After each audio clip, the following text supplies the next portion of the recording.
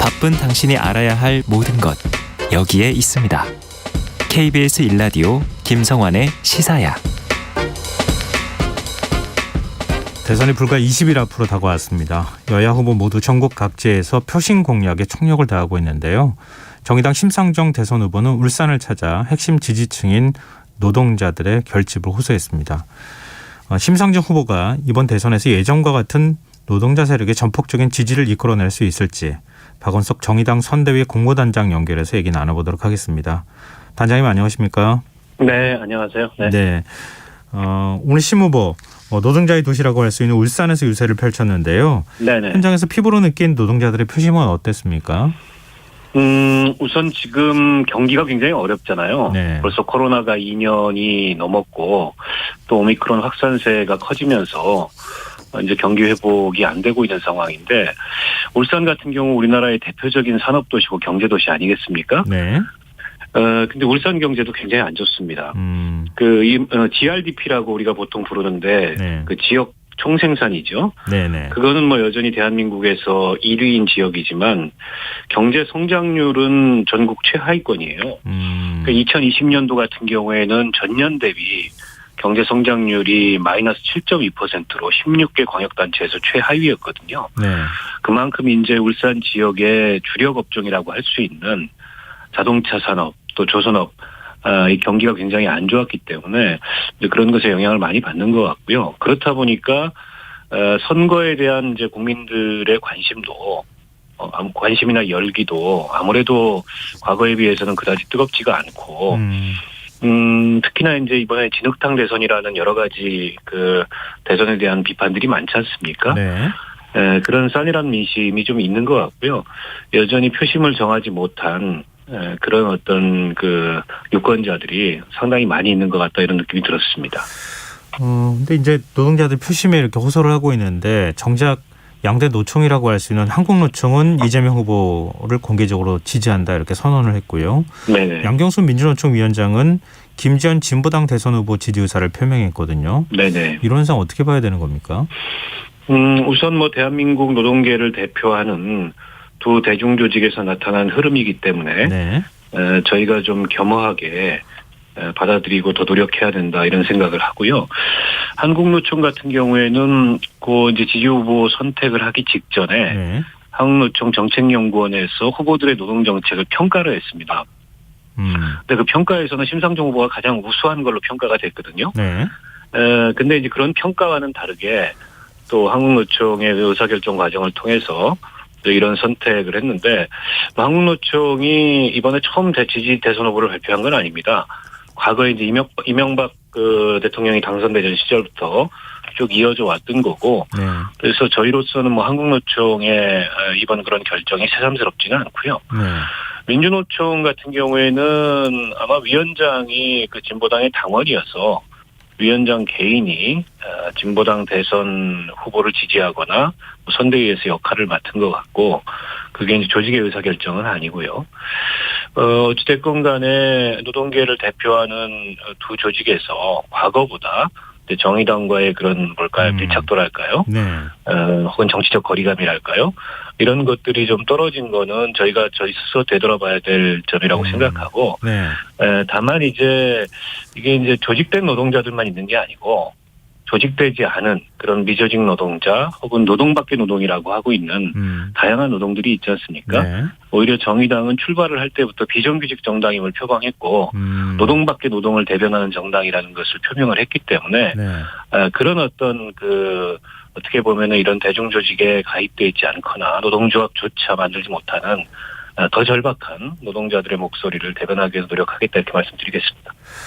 심상정 후보의 대표 공약이죠. 임금 삭감 없는 주 4일제. 이 공약에 대해 유권자들이 어떤 반응을 보이고 있다고 판단하고 계십니까? 일단 관심이 굉장히 뜨겁습니다. 특히나 2030 세대의 관심이 굉장히 뜨겁고요. 그리고 얼마 전에도 제가 기사를 봤더니 이제 벨기에에서 주 4일제를 정부 차원에서 네네. 전국 단위로 본격적으로 시행을 하기로 최근에 결정을 한 것으로 기사를 봤는데요. 네. 세계적으로도 보면 이게 이제 그 큰 흐름입니다. 왜 그러냐면 과거와는 다르게 지금 전 세계는 혁신 경쟁을 하고 있거든요. 네. 그 혁신 경쟁이라는 것은 어떤 노동 시간의 경쟁 혹은 뭐 임금 경쟁이 아니고 일종의 창의력 경쟁이라고 볼 수 있습니다. 근데 창의력은 이게 노동 시간에 비례하는 게 아니고 여가 시간에 비례하거든요. 네.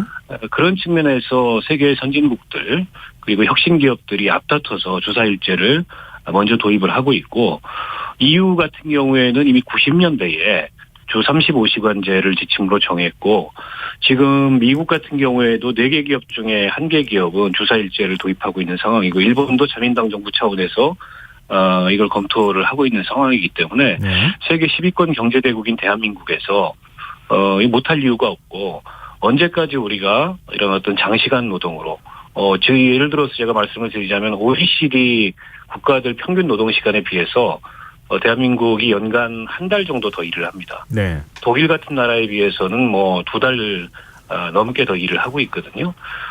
더 이상 그런 어떤 장시간 그 노동 경쟁이 아닌 창의력 경쟁의 시대로 나가려면 그리고 그걸 통해서 대한민국 그 경제의 생산성을 높이고 또 노동자의 삶의 만족도를 높이려면 적극적으로 이 주사일제 도입을 검토해야 된다고 생각합니다. 근데 현실론을 얘기하는 목소리도 적지 않거든요. 뭐 기업주 입장에서 얘기하는 거를 떠나서더라도 현실 가능하겠느냐. 뭐 이재명 후보는 이제 4.5일제 얘기했잖아요. 발언한 바가 있고 윤석열 후보의 경우에는 오히려 탄력근무제라든가 집중근로제를 하겠다. 더 노동 시간이나 이런 걸 유연하게 할 수 있도록 하겠다. 이렇게 얘기를 하고 있거든요. 일단 윤석열 후보는 이미 탄력근로제나 선택근로제가 현행법에 도입되어 있다는 걸 좀 아셔야 될 것 같고요. 네. 그리고 2004년도에 주사일제가 그 법정 근로시간이 단축되면서 도입이 됐는데 그때 주 5일제가 그때 주 5일제 도입하면 나라 망한다 그랬습니다. 그런데 나라 망하지 않았지 않습니까? 네. 대한민국 선진국 됐잖아요. 저는 지금도 마찬가지라고 생각합니다. 오히려 세계 선진국들 흐름에 비하면 우리가 굉장히 뒤처져 있고 지금 주 4일제를 도입한 기업들 국내에도 있습니다. 보면은 생산성이 떨어지지 않고 오히려 업무 집중도가 높아지고 창의력이 높아져서 생산성이 올라가는 결과를 보이고 있어요. 때문에 과거와 같은 즉 장시간 노동의 관념을 가지고서 주 4일제 도입이 비현실적이다. 이렇게 보는 시각이 오히려 저는 앞으로 전 세계적인 흐름으로 봤을 때 훨씬 더 비현실적인 얘기가 될 거다. 이렇게 말씀드리겠습니다. 네, 알겠습니다. 그리고 공직선거운동 첫날 심상정 후보는 호남을 찾았어요. 네. 또 어제까지 이틀이나 호남 공략에 나섰는데요. 네. 호남을 첫 선택지로 고른 이유를 여쭤봐도 될까요? 일단 호남은 대한민국 민주주의 1번지라고 할 수 있잖아요. 네. 그리고 개혁의 본산이고 그러니까 이번 대선이 어떻게 보면 지난 5년 전에 그 촛불 민심에 의해서 만들어졌던 대선하고 비교해 보면 정말 내 삶을 이 정치를 통해서 바꿔보자 하는 시민들의 열망 같은 게 많이 식었습니다. 그래서 대한민국의 민주주의 1번지 또 개혁의 1번지인 호남을 찾아서 이번 대선의 이 혼탁한 그 이른바 이제 뭐 내로남불 대선 또 비호감 대선 이걸 바꾸겠다 이런 의지를 보임과 동시에 심상정 후보가 얘기하고 있는 주사일제 복지국가 또 녹색전환 이 비전을 우리 호남 시민들과 공유하고자 호남을 첫 행선지로 택했습니다. 일종의 이제 그 심상정 후보는 민주당하고도 차별화를 하고 있잖아요. 오히려 더 네. 이재명 후보를 더 강하게 비판하고 있다. 이렇게 또 보이는 측면이 있는데 호남 여론이 과연 움직일 것이냐. 이것도 이제 누구를 관심이거든요. 더 강하게 비판하고 누구를 덜 강하게 비판하고 이렇게 비교할 문제는 아니고요. 네. 또 심 대표가 뭐 양쪽을 공정하게 비판해야 된다. 뭐 이럴 저는 계제도 아니라고 생각합니다. 어쨌든 원칙이 잘못됐고 가치에서 어긋나고 또 옳고 그름에서 이탈한 문제에 대해서 할 말을 하는 거라고 보고요. 일단 지금 호남의 부동층이 굉장히 큽니다. 그리고 민주당을 과거에 전폭적으로 호남에서 지지해 주셨는데 네. 지금 이재명 후보 지지율이 그 과거 역대 대선에서 민주당 후보들이 받았던 그런 어떤 지지율만큼 나오지 않고 있어요. 저는 그 원인이 두 가지인데 네. 하나는 지난 5년 동안에 이 더불어민주당 정부가 보였던 무능무책임 내로남불 이런 거에 대한 호남 유권자들의 비판적인 그런 평가가 있고 또 한 가지는 이재명 후보 개인에 대한 비호감이 있다고 생각해요. 더불어민주당을 지지하더라도. 그래서 저희 입장에서는 어쨌든 호남에 개혁적이고 진보적인 의식을 갖고 있는 그런 부동층에 대해서 누가 어떻게 보면 호남 정신을 계승할 후보인지, 누가 과거에 김대중 대통령의 이런 민주평화 인권의 정신을 계승하고 노무현 대통령의 이 반칙과 특권 없는 세상을 계승하는 그런 가치를 가진 후보인지를 봐주십사 하는 호소를 드리기 위해서 호남에 찾았고 또 그런 점을 적극적으로 강조하고 있습니다.